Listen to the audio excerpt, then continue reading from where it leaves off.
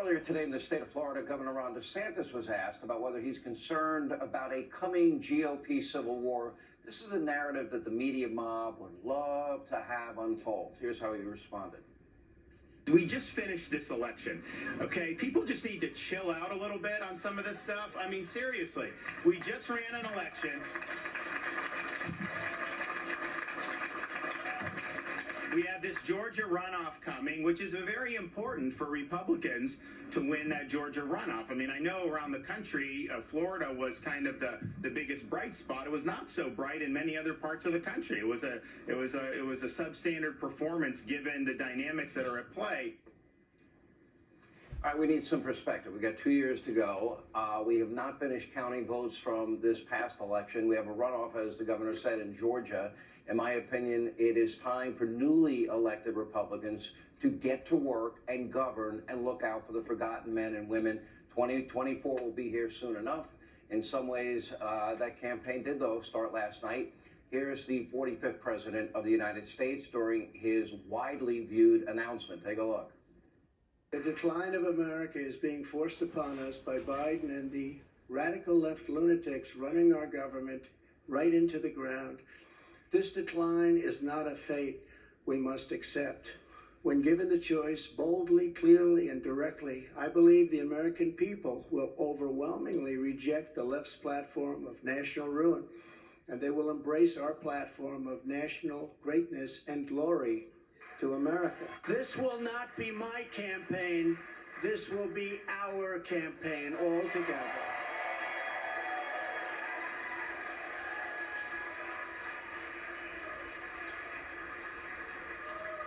Because the only force strong enough to defeat the massive corruption we are up against is you, the American people. It's true.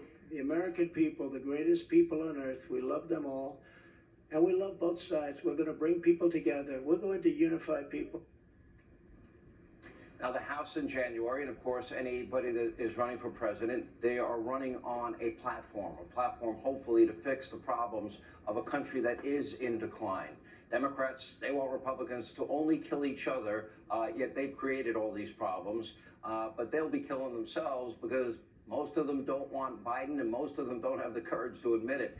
There are a lot of big issues. Looking out for the American working men and women, the people that really make America great, has to be a top priority for Republicans. But don't kid yourself.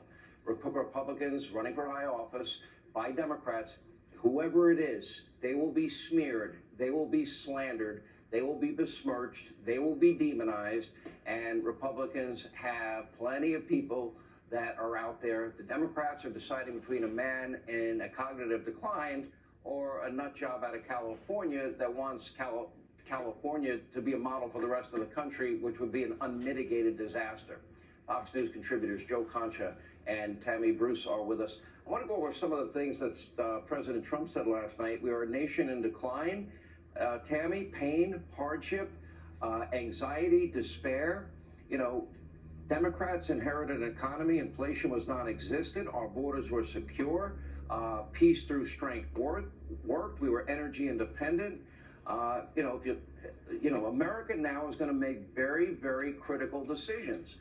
I'd like to see the Republicans on the same page with the same agenda, and if they do it in the House, which is where this will start, as of January, that'll carry, I think, through 2024 and the elections then.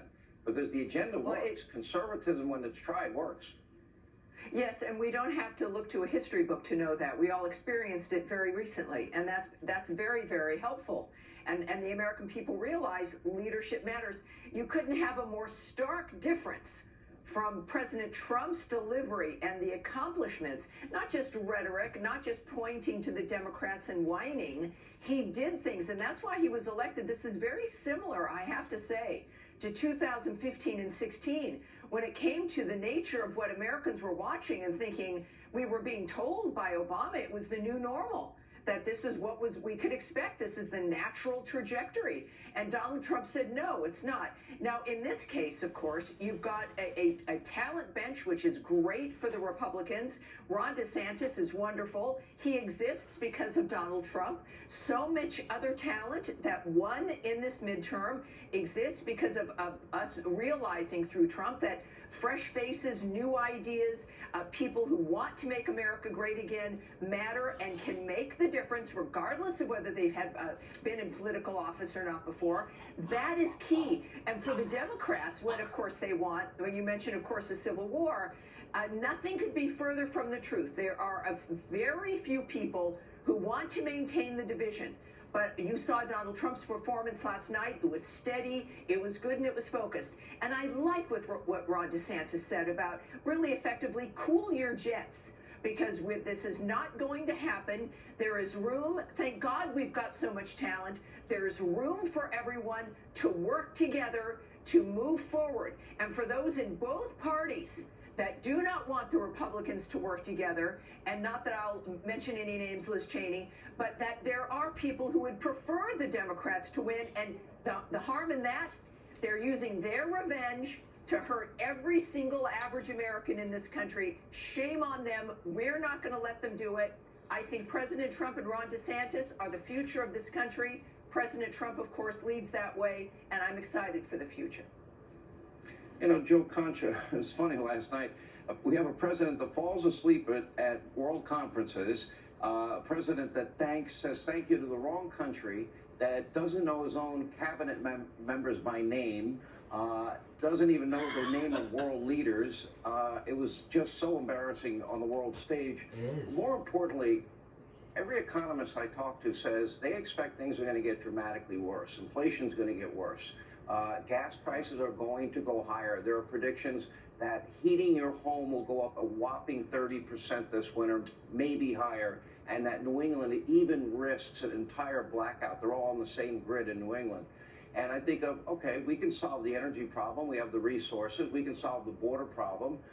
We can solve our education problem by going back to basics. We can hire police and we can train them, and we can be safer, more secure in our cities and towns. There seems to be answers to all of this, and if I have any advice, not that anyone's going to listen to me, but it would be that everybody stay on the same page and realize that their job is to serve the American people. They want to be public servants. It's an honor to be able to serve them, and the agenda will work if it's in fact implemented.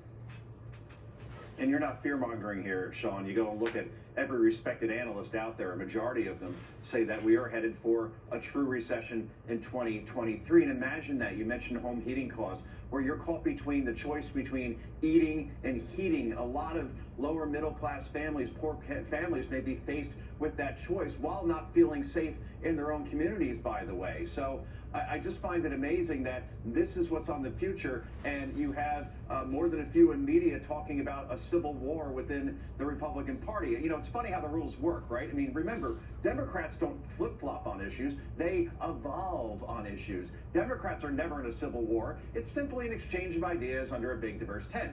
Almost nobody in the press, by the way, Sean, uttered civil war when 29 Democrats ran for their party nomination just 2 years ago. I mean, 29. There were so many people running that they had to have the primary debates happen over 2 nights because they couldn't fit everybody on stage. But there's no talk of civil war then. And Tammy's right. The way Governor DeSantis handled this was perfect. He's saying that, look, to the press, I'm not taking your bait. I'm not playing into this narrative. No active leader pushes better back on the press than the Florida governor. Others should follow suit. So, yeah, there was some finger pointing after what was obviously an underwhelming performance in the midterms, particularly in the Senate. But that's natural. And vigorous debate, that's the best track for success for any party. It's a good thing. If everyone agreed and they were in complete lockstep, that's like the Democratic Party always appears to be in, and that's unhealthy. It's myopic. It's undemocratic.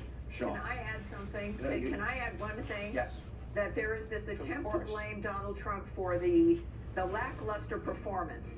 He had over 200 of his candidates that he endorsed win. I would argue if Donald Trump had not been involved, this passive, fearful base in the Republican Party leadership, I think the results would have been worse. And this is something they don't want you to think about. They want it to be all somebody else's fault so that you don't look at them. The fact is, it was his candidates that came through. Some very high-profile ones did not.